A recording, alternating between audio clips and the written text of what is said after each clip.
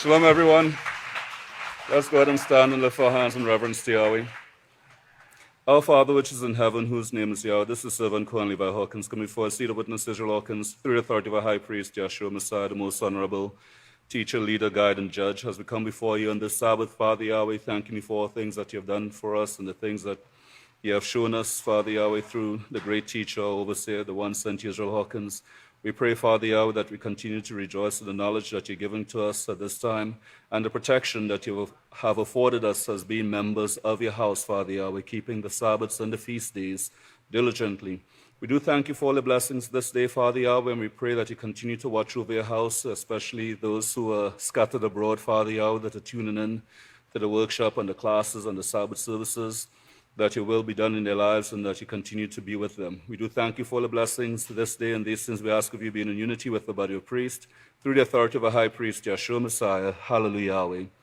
Praise Yahweh. Please be seated, everyone. Today we are continuing in the 5th book of Israel. We are starting chapter 23. And for those of you who are following along in your books, it's on page 191. And the heading of the sermon is What It Means to Rejoice at the Feast, number 2. And the subheading is Learning the Words That Will Make You a Priest or a Priestess. So this is the second part of a series that Pastor started during the Feast of Tabernacles of 2005. So let's look at verse 2. He says, So far we are having a wonderful feast. It looks like it's going to be the best we have ever had. We have seen a wonderful love, or Ahab. I like to see this love in your service. This is what I'm looking for in love, how hard you work in learning and also in the things that need to be done. And we have just come out of a Feast of Tabernacles just a few days ago, and we had that opportunity to practice and experience this Ahab that Pastor is talking about here. He says, we have so many things that need to be done in order to get ready for the job we have to do. The doors are already open to start gathering in the people in the next 2 years. And then he says, I don't know if you realize it or not, but the 13th of this month was the date that marked the last 2 years. And of course, this was back then in 2005. But we still have the same parallel of looking forward to the next 2 years in terms of this work coming to its completion. Let's look at verse 4. Here, Pastor talks about dedicated land. He said, now on this dedicated land, the microphone went out yesterday, and I was trying to holler to explain this to you. And if you have ever listened to this series, this was the time that, or the sermon prior, the microphone went out, and he was up here just hollering, trying to get the message across, but it wasn't recorded because of not being able to record at that time. But this is what he is talking about. He says, I'm talking about if you want to dedicate your land. And then he gives us how that could be done and certain parameters that has to be satisfied in order for it to be possible. He says you don't have to dedicate your land to Yahweh's use in these last days. So it's an option. It's not something that you have to do. But if you have to dedicate it, let me reread this again, but he says, but you have to dedicate it if you want to keep the feast there. So, and then he says, it has to be here. It can't be in another state or something. You have to be within walking distance of the sanctuary according to the scriptures in order to dedicate your land and keep the feast on your land. So there are certain stipulations that he shows. It has to be here. It has to be within walking distance of the sanctuary, so it can't be out in Dallas or Austin or Houston or in a foreign country that you want to dedicate your land in order to keep the feast. It has to be here in this local area.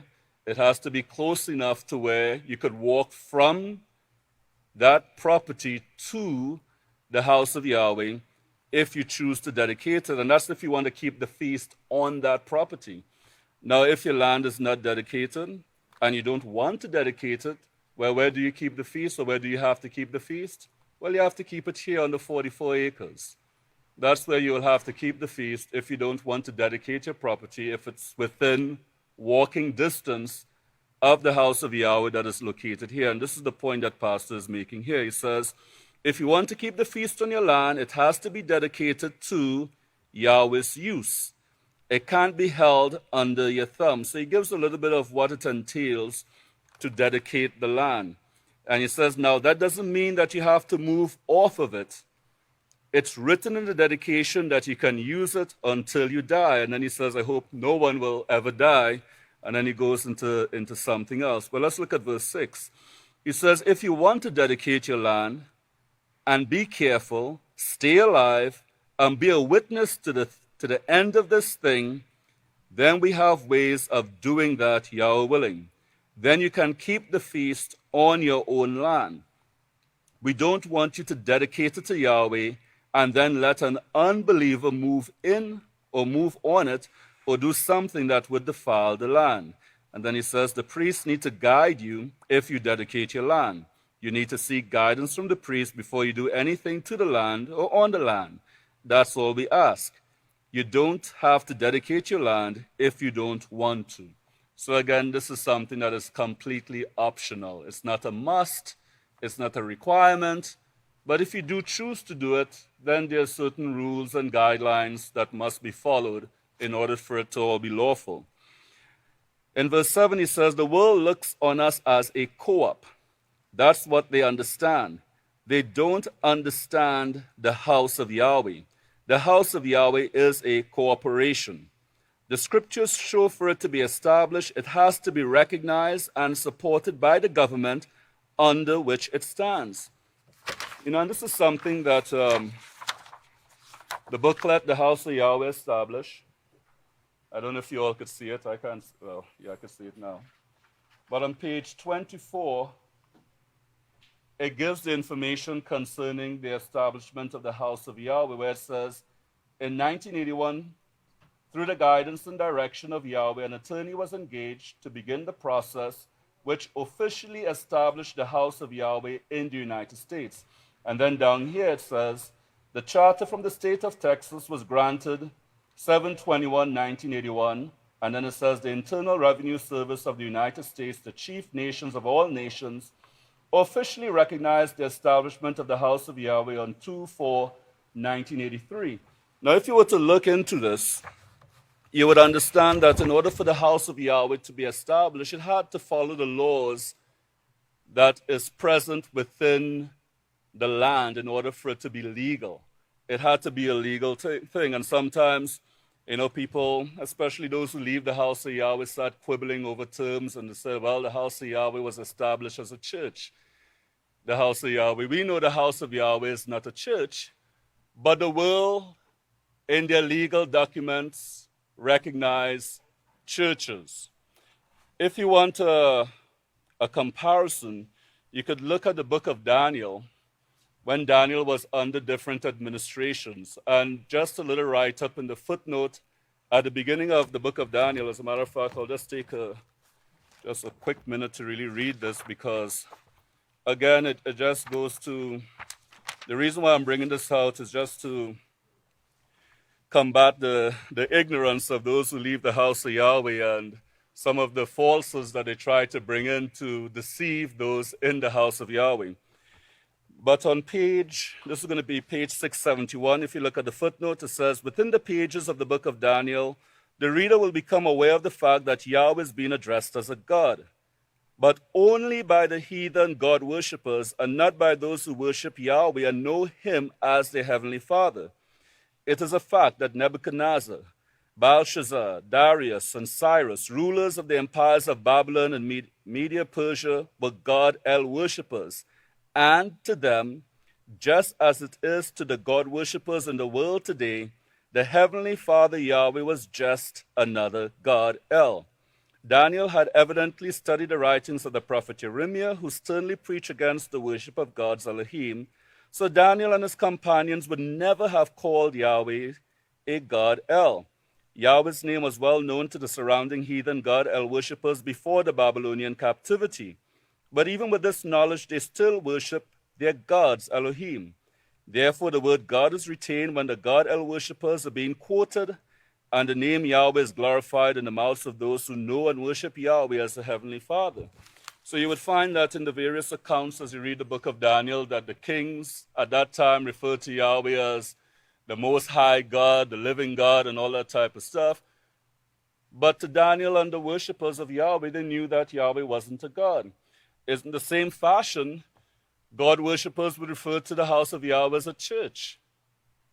We know that the house of Yahweh is not a church. If you were to look up the word church in any dictionary, you would see that it goes back to the Greek word kurios, which means house of the Lord. That's after it goes through Circe and all these other definitions, but it comes down to the house of the Lord. Well, this is not the house of the Lord, right? This is the house of Yahweh. But in order to establish it in a Babylonian land that worship God, it has to fit the criteria that is offered to us. And that's what you find. But again, people in their ignorance try to utilize that information to say that the house of Yahweh is a church. The house of Yahweh is not a church. The house of Yahweh is the house of Yahweh. Nothing more, nothing less. That's what it is. I would encourage anyone, if they don't fully get that point, especially for those who might be tuning in for the first time, to request the booklet, The House of Yahweh Established, the free booklet, or you could read it online and you could get that information.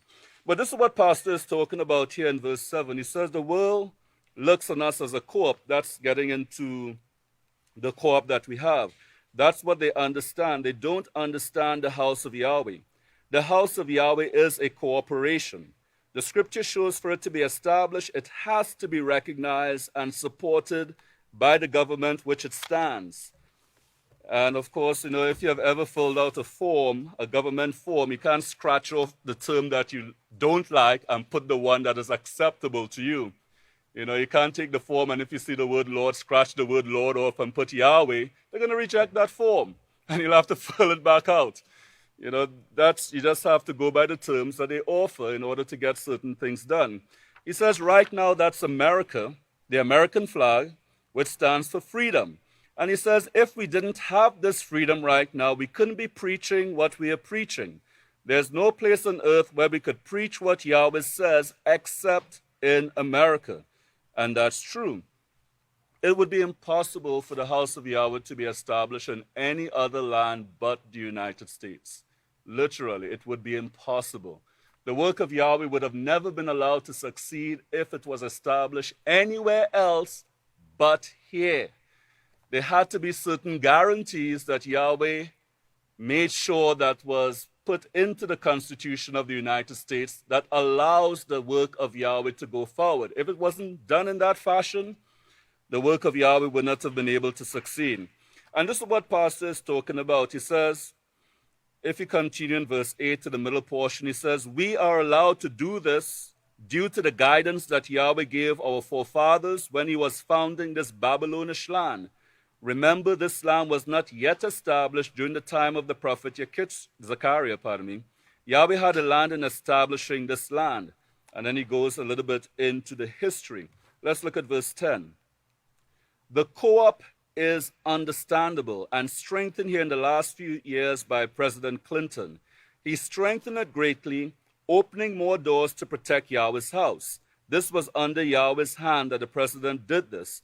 Under this umbrella, as someone called it the other day, of a cooperation, you can buy beef that is clean and kosher. We can kosher kill our beef and cook our own beef. We can cook our own food in our own kitchen. We don't have to buy contaminated food.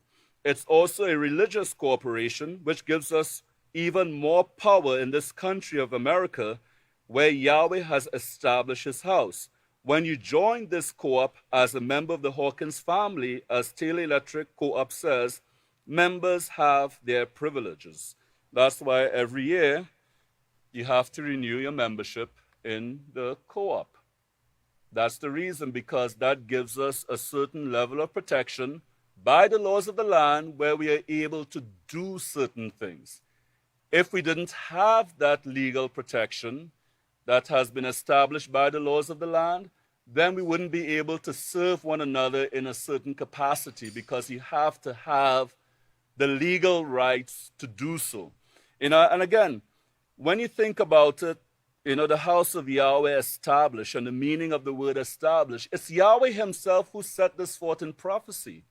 He says that in Isaiah 2:2 and Micaiah chapter 4, verses 1 through 3, that the house of Yahweh will be established officially, legally recognized by the laws of the land, by the state of Texas, and also by the Internal Revenue Service of the United States.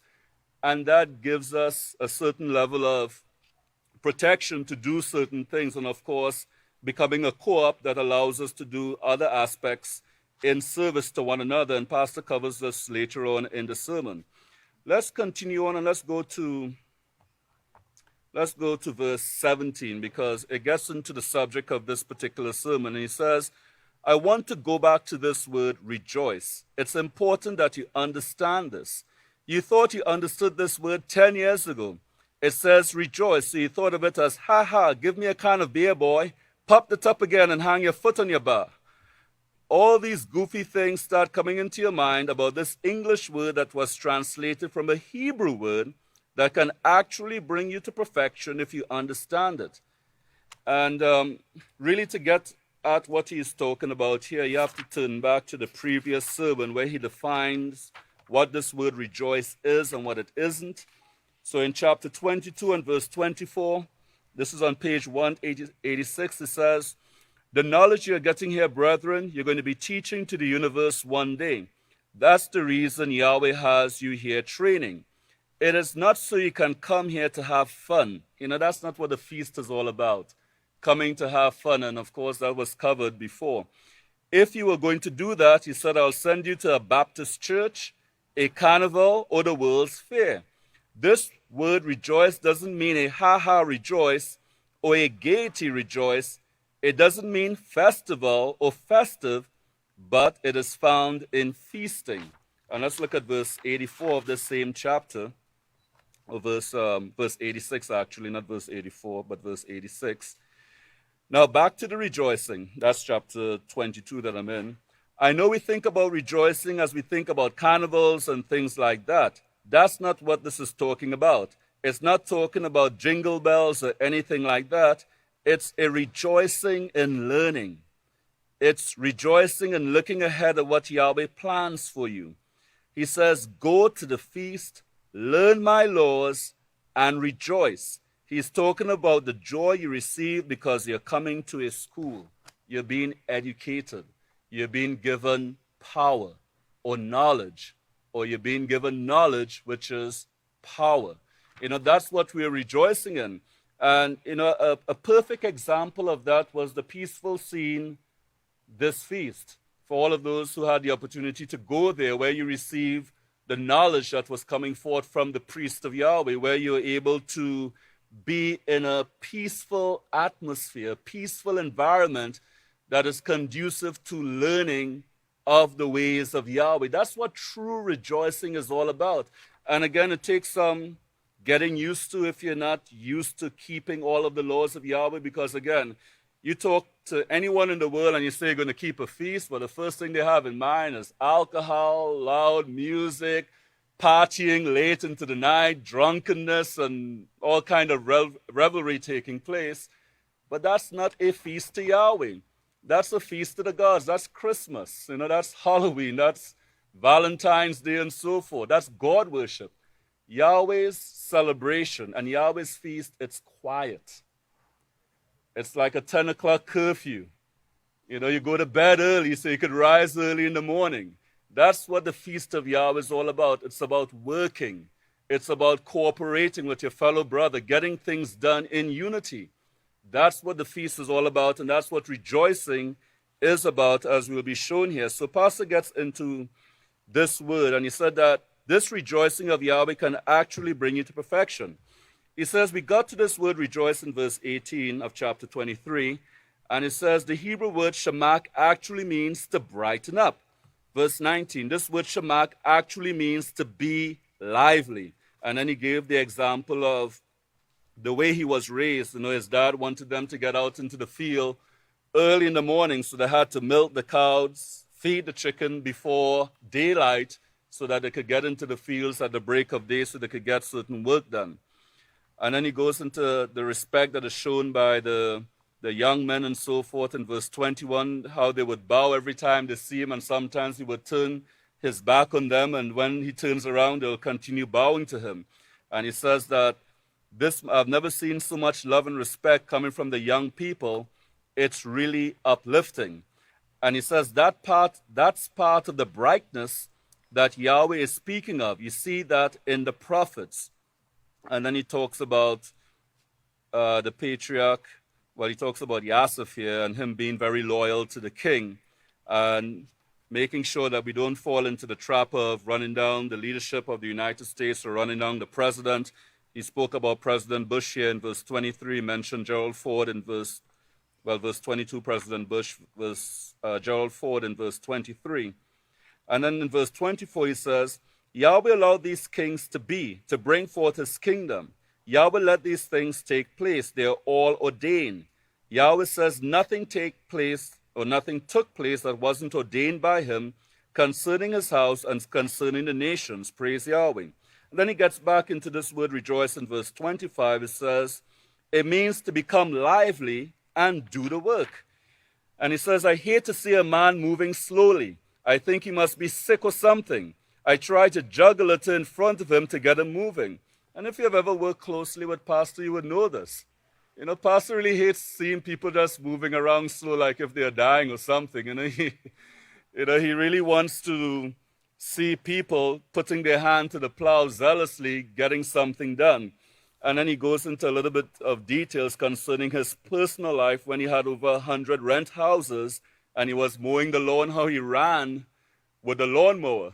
Now he could sit on the lawnmower and press on the pedal and he could just drive the lawnmower as fast as it could possibly go. But with those push mowers back then, he ran with it. Verse 27, it means to be lively. And then he talks about if you're eating the wrong kind of food, the problems this could start giving you. And then he goes into what we can do in verse 28 because we are a corporation. Then he talks about the kibbutz in Israel in verse 29. I'd just like to quickly read what this word kibbutz means. And if you ever look it up, the word kibbutz, it's a modern Hebrew word, but it means gathering.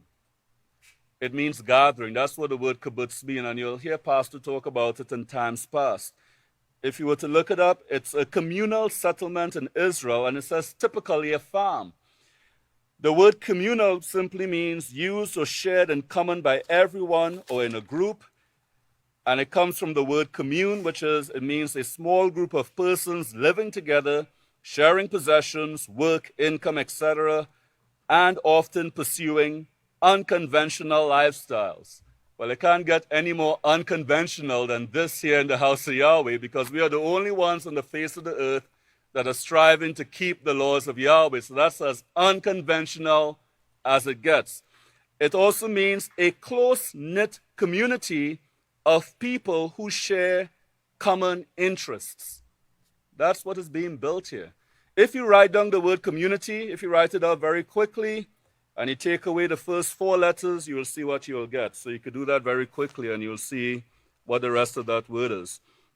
But all of this is Pastor is talking about the word rejoice. Again, it means to be cheerful in verse 23.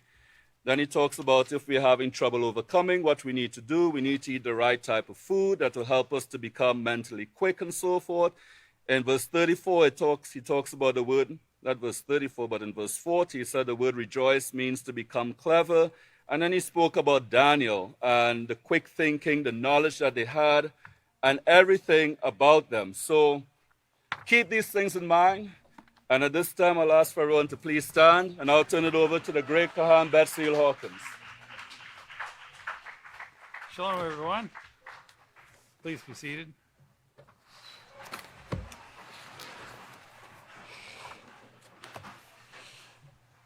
Praise Yahweh for this great understanding through these words and definitions and understanding of the prophecies and the laws that make this whole family fit together like a properly oiled clock. We're going to pick up here on page 195. Now, at this point in the sermon, Pastor's been talking about rejoicing. And at this point, you'd think that he might be shifting gears and going a different direction. he has us turn over to Proverbs 3:1. He says, we read some of this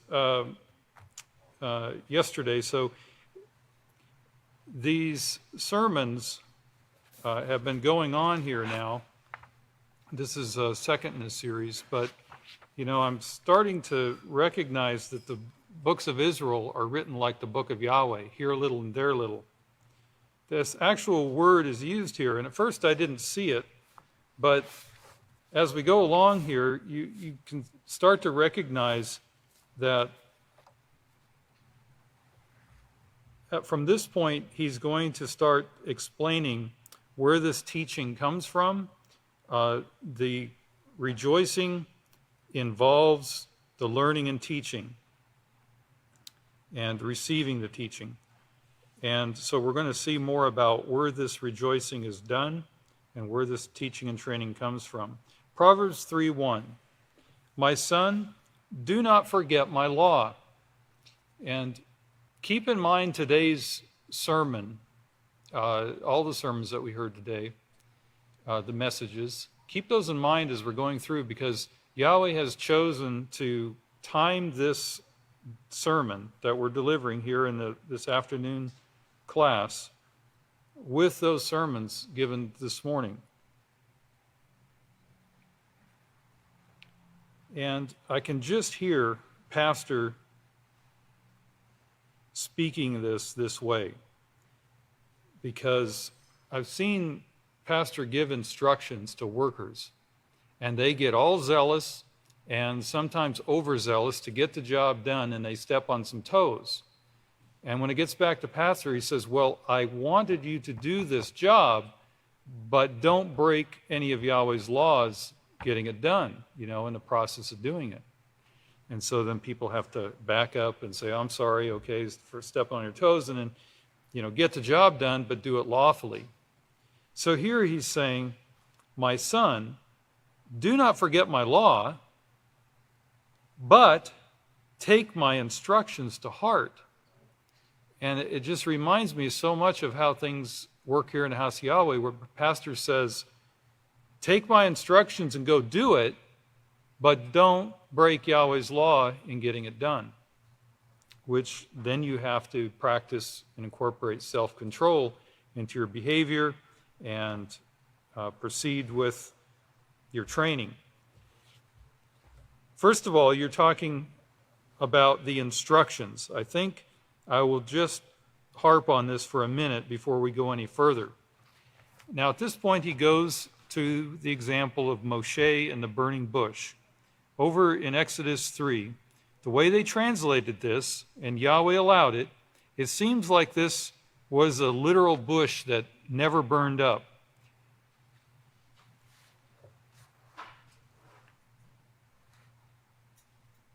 When we dig into the translations and we fit that together with the other the laws, the prophecies, you put the whole idea and the plan of Yahweh's together, you start to see this picture unfolding of the early house of Yahweh.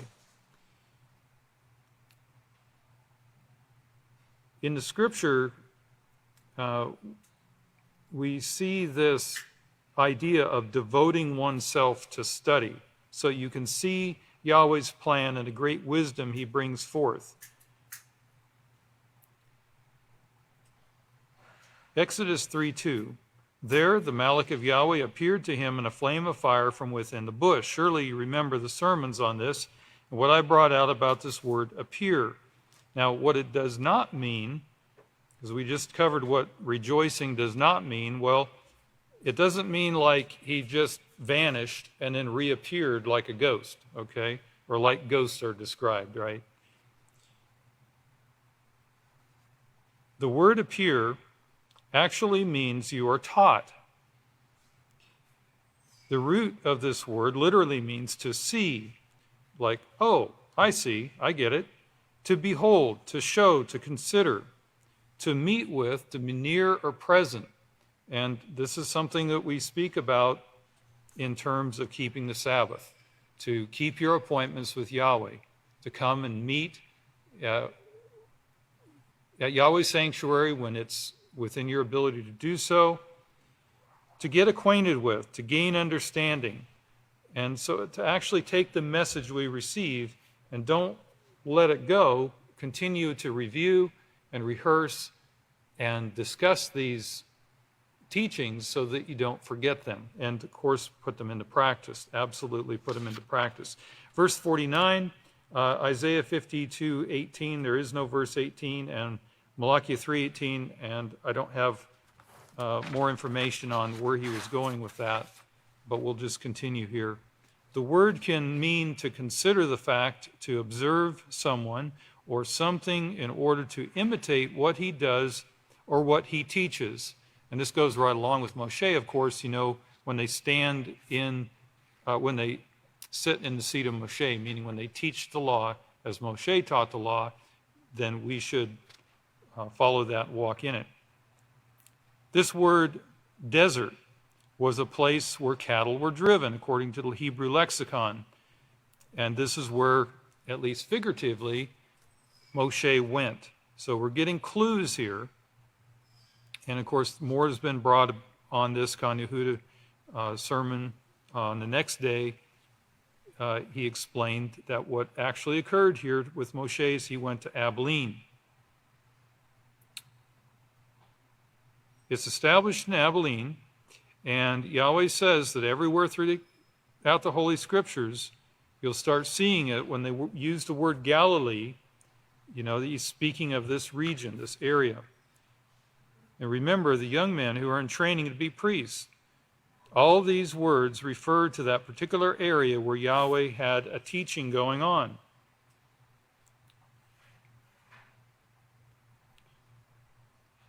Verse 4, when Yahweh saw that he came to look, Yahweh called him from within the bush and said, Moshe. And Moshe answered, and he said, Here I am. And he goes on to explain here, this means that he was, the meanings that are hidden in the words here that we only see in English right now actually mean that he went through this process of learning, being converted in his mind, his thinking, being baptized, fulfilling that law, bringing his life into unity with the laws, and of course being taught the laws and the prophecies. So here we see a place here described, a place that you would go to be baptized, to be taught, where the laws and prophecies are taught as verse 5 says, do not come any closer to this place. Take your sandals off from your feet. So this was regarded as a sacred place. So in these descriptions, we start to see the house of Yahweh, even in the last days, fulfills these points: a place to be baptized, to be taught, receive the laws and prophecies, a sacred place where we remove our shoes or wash our feet as we do now, and we respect this as a sacred place. For the place where you stand is holy ground. And we take that from the law in Exodus 30, spoken in verse 19 and other verses there. Now we go to Deuteronomy 31:16. And Yahweh said to Moshe, Behold, you are going to rest with your fathers. Now he's making a prediction here and showing what will occur after him. And these people will soon prostitute themselves to the gods of the land which they are entering. They will forsake me and break the covenant which I made with them. So remember, the plan has always been with Yahweh, and he can lay it out. And as he did here for Moshe, and showed him what was even going to come to pass after him, showing every step of this plan. As he will, he can show any point in the step in this plan to any prophet at any time he chooses. I think the reason I put this here, Pastor says, was to show that this burning bush where Moshe learned all of the wisdom of Yahweh, Yahweh was telling Moshe in advance what was going to take place after he left. This was according to Yahweh's plan. Okay, moving along here. Now he picks up Deuteronomy 32:16, we just read. They sacrifice to demons, verse 17, to gods and Elohim, which are not of Yahweh, that your fathers did not worship. Verse 18, you're unmindful of, and you forgot the rock that begot you. Remember this. You have to know this to understand the next thing we're going into. Remember this rock, our Father who formed you. When Yahweh saw the abhorring state that they were in because his sons and daughters were trying to provoke him, kind of a human concept there, but what they were doing was they were being disobedient and rebellious. And so, a human or English term would be provoke. Yahweh's not provoked that way. If he was provoked that way, he would have handled things very differently. But Yahweh's patient, merciful, long-suffering, and he has a purpose. He has his whole plan. Yahweh's very confident in his plan, and he doesn't react like people. He doesn't get frustrated and retaliatory. He's got it together much better than we would have. This is all prophesied in advance, for they are a perverse generation, children in whom there is no faith. Deuteronomy 33:16. And I just wanted to point out here, Isaiah 44:7 and Revelation 11:3, who will foretell? And so we see this characteristic in the witness in the last days, and we see here that Moshe had an individual relating this to him, foretelling what would come after him. Deuteronomy 33:16, with the best gifts of earth and his fullness and the honor of him, honor, favor in the King James Version, who lived in the burning bush, lived in the house of Yahweh, in other words. You'll rest on the head of Yosef, on the crown of the head of the one set apart from his brothers. Notice that Yahweh lives in his house. He lives in his house.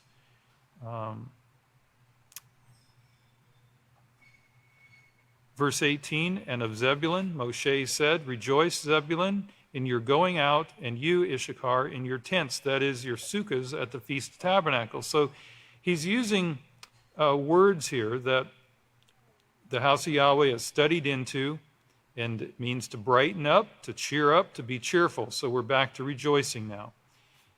It means to gather information in your head, to become wise, and to become knowledgeable. And this is where true rejoicing can come from. When people hang back, they don't want to applaud, they don't want to allow themselves to get too excited about things. They kind of lay back and they have that wait and see approach. Often is because they have questions in their mind that are not resolved. And of course, pastor's advice is to see your counselors and go to them with that humble, teachable attitude and resolve those issues. Because when we understand, then comes forth the rejoicing. Because, it's great to learn. It's great to have understanding. It's wonderful to be of an understanding and believing mind. And just to interject on that point, sometimes it's easy to judge a person as being rebellious or, a sour pickle attitude and things like that. And actually, and I'm just speaking from my own experience, that there are times when people can seem to be kind of uncooperative and like we've heard the sour pickle attitude, without really understanding what's behind it. And sometimes people really do want to do what's right, and they want to be lawful, yet they're not understanding what it is they're being asked or required to do. And so there's that little bit of doubt in their mind. They're like, I'm not sure if this is right. Well, if they're not sure it's right, then they hesitate to do it because they don't want to do wrong. But if they will apply themselves and seek understanding and come to that understanding, start to understand, well, then it's easy. And then you see them get a smile on their face, and they're the best workers we have, but they just have to get over that hump. But remember, I said initially, they really did want to do the right thing. They just weren't sure what it was. And their faith was not yet strong enough to just take it at the witnesses, at face value, at his first word. It's a process, overcoming the carnal mind, so that we're not led by it, but we can rule over it. Verse 69 of the book of Israel, he's in verse 19 of Deuteronomy 32. They will call the people to the mountain. Well, when are the people called? You see, here we see Yahweh going to the children of Israel, drawing them out, kind of kicking and screaming. But in this time period, we're called, and we respond to that calling, and many of us come on our own without any knowledge of the house of Yahweh. We don't even know you're coming. But then we find out later that Yahweh was working with you, you received some information, you were studying. None of us here were instrumental in getting you here. You just showed up at the door or showed up on the phone and said, I want to come to the feast, and so forth. So we see Yahweh working in this time period in this way.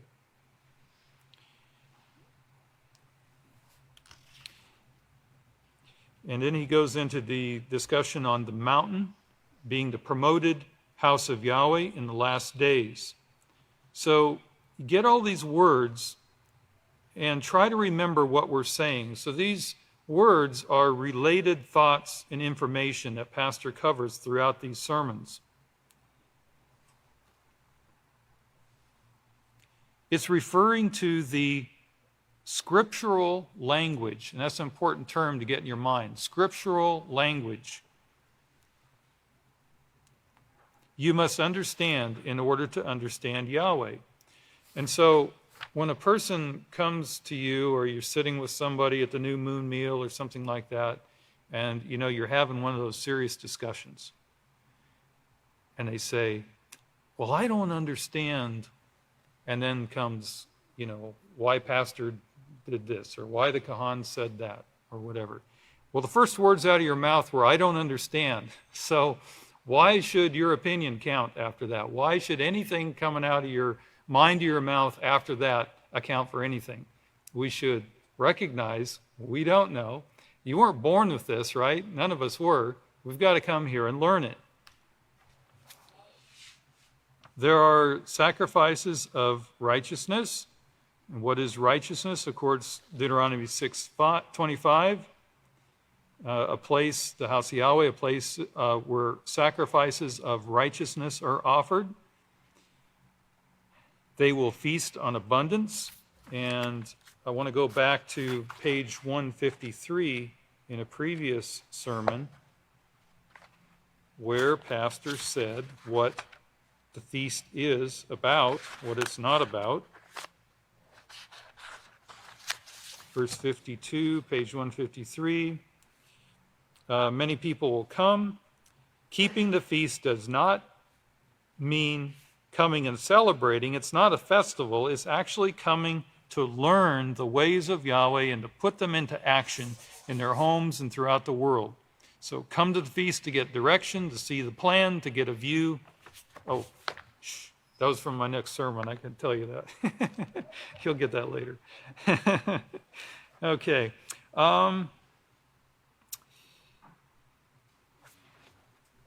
And he talks about the righteous tree in Luke 6:43, back in verse, I guess that skips over. Okay. Goes into some of the theories of men, and we're running out of time, as I always do. I'd like to. The righteous tree, yes. Bringing forth, the righteous tree brings forth righteous fruit. And that means actions. Fruit means actions. So from our righteous teaching, righteous behavior comes forth righteous actions. And this is what brings the Yahaqob in the house of Yahweh. Back in page 154, verse 71, he talks about what a priest is. I'm talking to the priests who want to be priests. What is a priest? We see in our minds or conjure up, these images, like, is it an image of Catholics? Is it a Hollywood image of the Old Testament? Is it, something that looks like Jesus, which I haven't seen too many that look like him, but, they went and saw Yochanan, and what do we find Yochanan doing? They hardly recognized him, but he was teaching. It wasn't what they expected. He wasn't that worldly image.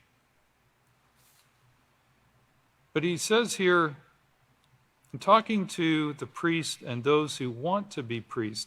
If we did a survey, an anonymous survey, so nobody knew your answer, and asked, do you want to be a priest? Is this something that you are seeking in your life?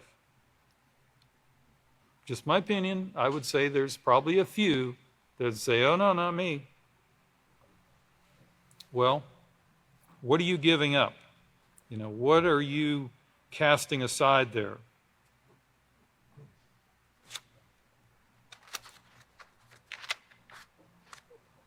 What a priest does and what he is a teacher. And he's there to help others. And Yahweh imparts to him, as he applies himself, the ability to be more helpful. Now, if I did an anonymous survey once again and passed around and said, which of you enjoys helping others? I dare say it'd be 100%. And I've done this experiment with the children in the past, and every one of their hands would go up. They love serving others and helping other people. And that's ultimately what a priest is and what he does. But he has to have the self-control and the ability to stick steadfastly to Yahweh's laws and base his decisions on Yahweh's laws and his advice and his counsel on Yahweh's laws to give you that guidance so you remain in Yahweh's way. And that's how you're going to rejoice. And that's how we do rejoice as priests, and how you can too as a priest. So it's a worthy office to pursue. Well, I can see I'm out of time. And Yahaqob rose early in the morning and took the stone. More symbology here in these scriptures. And he made a vow. So he made up his mind, saying, if Yahweh will be with me and keep me in his way, and he's saying, keep me in this way of life. Keep these laws in my brain and my mind. What I put in my mind, I want to be like a rock. In my mind, I don't want to be moved or taken away from me. Keep me in this way. That's what he was seeking and desiring.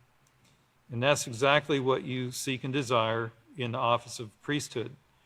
And this stone, this rock that Yahweh has set here, the house of Yahweh, I have set as a pillar, shall be Yahweh's house. And of all things that you give me, I will surely give a tenth to you.